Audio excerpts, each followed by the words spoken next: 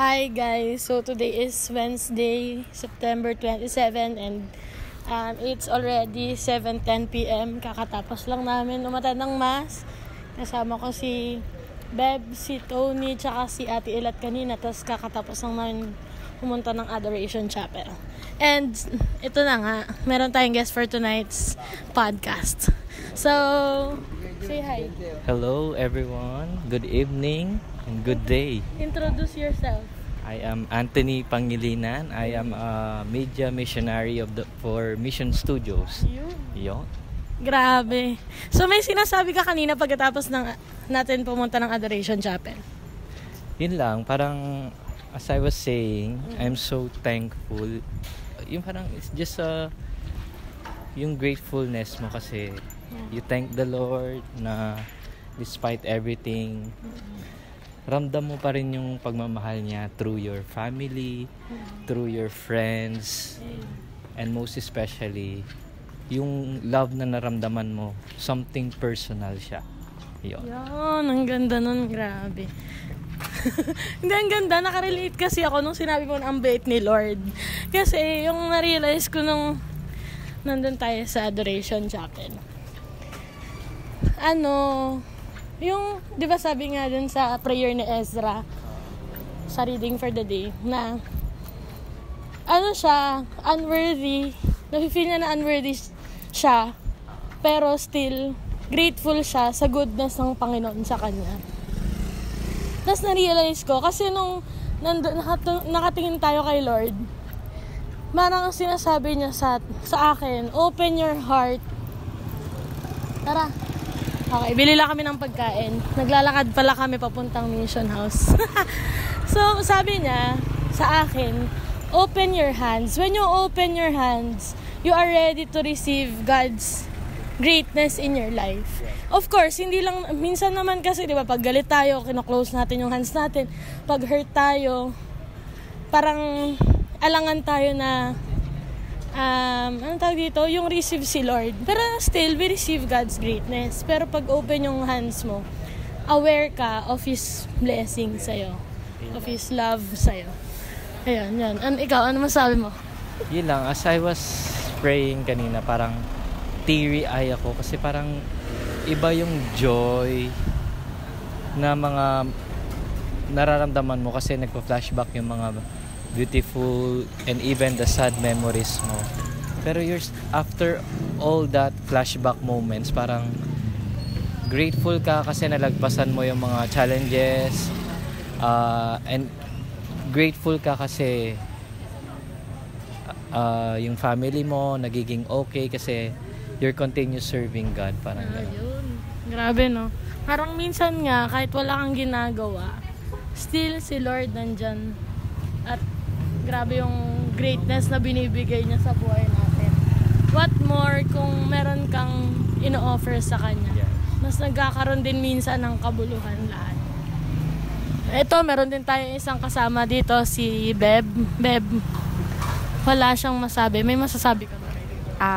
Sige. At napakaganda ng gospel today kasi parang nire-remind tayo ng reality ng panahon ngayon na hindi madaling i-share yung good news. At yung good news na yon ay hindi nanggaling kung kanino lang. Yung good news na yon ay nanggaling mismo sa nagmamahal sa atin, which is si Kristo.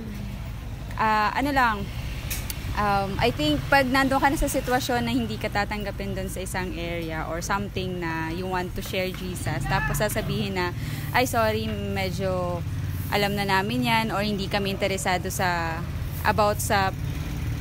gusto mong i-share. Reality is matatakot ka, pero I think yung tawag sa bawat isa ay pantay-pantay lang, which is to share Christ to everyone. So, kung na-feel mong rejected ka sa isang place, huwag kang susuko na puntahan pa rin yung other places kasi may makikita at mararamdaman mo pa rin yung presensya, which is yung welcoming heart ng mga tao. And siguro sa adoration, yung mga tao kasi sobrang preoccupied sa lahat ng bagay. They are so busy with the blessing itself. Pero hindi na natin naaalala kung sino yung nagbigay ng blessing na yun, which is si Kristo. Parang babalik at babalik ka pa rin dun sa nagbigay sa'yo.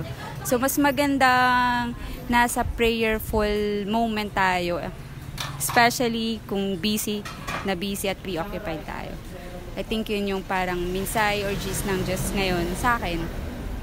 Amen. Napakaganda. Wala na ako masabi. Pero naisip ko lang din sa gospel for the day, yung shake the dust off your feet. Parang naisip ko, ibig sabihin ba no, nagmamalaki ka na, ano ko na, parang ito na nga yung blessing, ayaw pa, sige bala ka dyan. Di ba parang ganun yung dating no? Pero kasi, hindi mo nga maipipilit sa isang tao or sa group of people yung nais na ibigay ng Panginoon sa kanila. Kasi always na personal decision pa rin yung pagbabago. Yung kagustuhan nila na tanggapin si Kristo. At yung grasya naman ng Diyos, kagaya ng nung ino-offer natin as missionaries, ay laging available. It's just that the person, tayong lahat, kailangan nating magdesisyon kung tatanggapin natin si Kristo. Tama? Amen to that. Yes, amen. So, do you have other realizations? Ayun nga, siguro napaka-importante na it's like when we visit the Holy Sacrament, when we visit the Adoration Chapel, we encounter a God, something personal to us. And nakakatuwa lang na we start this kind of practice, a daily visit to the Blessed Sacrament, because it's just like meeting you as a student meeting your teacher. Para siyang school. Parang consultation. Oo, parang ganun siya. So yun lang, nakakatuwa lang na you have, at the end of the day, may isang tao, and then si Jesus Christ, para kwentuhan mo ng mga nangyari ng araw mo. So yun, it's just like a daily visit. Totoo. Tsaka sabi nga, di ba, pag nagmamahal ka, you make time. Hindi ka yung parang nagdadahilan lang. Di ba, yung parang ganun na yung maluwag sa loob mo na tara na ba? Nakabili na ng pagkain. So, yung parang bang Hindi ka kakain. Ikaw ba? Sorry. Sige. Pwede ka order. Ayan. So, ayun nga sorry. Nakakatawa very raw lang So, ayun. Parang ang saya-saya lang na Kain na lang tayo dito. kain na tayo dito? Sige. Okay. So, yun. Meron kasi akong baon So, ano ka na? Order ka na? Kakain ka ba? Okay lang. Dito na nakakain. Pares? Hindi. Meron akong baon. Go lang. Sige. Wala namang core cage siguro. So, anyway. So, ayun. Lagi ka nga din talagang maggagawa ng time para sa taong mahal mo. So, if you think and if you feel to extend your time na mag-spend ka ng time na sa Adoration Chapel, then so be it. So, minsan para lang siyang yung push and yung parang may nagpo-pull sa'yo na gagawin ko ba to? Punta ba ako Adoration Chapel? Nakahiya? Gawin ko ba tong routine? Baka show off? Or gawin ko ba tong routine na to? Kasi ang hirap ihagaw sa schedule. Pero kapag you commit yourself to the Lord and you offer that desire na gusto mo maging ka-close talaga si Lord and mag-spend ng time sa Kanya, it will happen. The Lord will bless that desire and it will flourish. Hindi lang sa'yo, pero dun sa mga tao sa paligid mo. Because it will affect your way of living. Tapos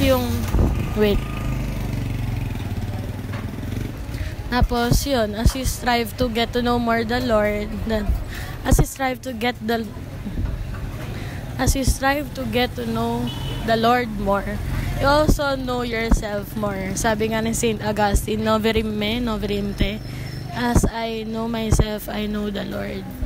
So, maganda talaga na relationship yung ganon. Habang kinikilala mo yung sarili mo, mas nakikilala mo din si Kristo. Amen. So, thank you very much for your time, Tony. Thank you, everyone. God bless. Thank you, Beb. Yes, thank you.